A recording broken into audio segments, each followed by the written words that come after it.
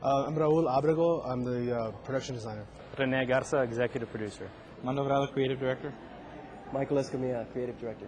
I am David Barrera, and I'm an actor in the film, and I'm also producing.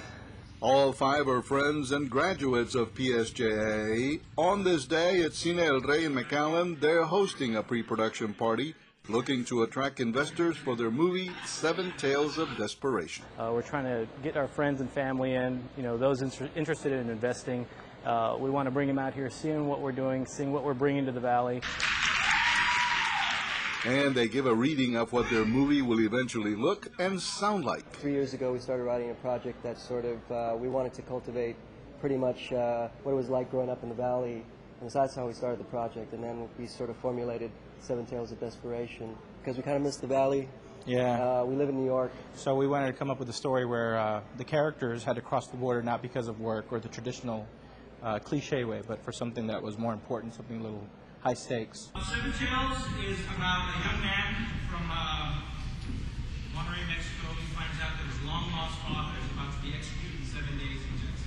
They formed the company, those guys and that girl. Abby Page Fenton is the girl. She's not from the Valley, but she's the executive producer.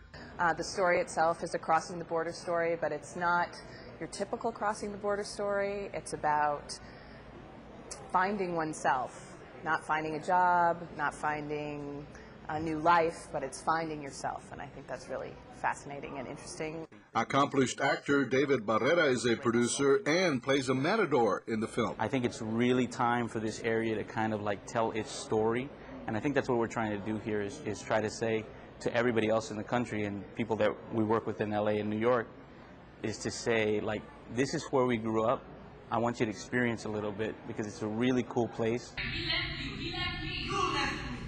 Another pre-production will be in October, and shooting of the film is scheduled for the spring of next year.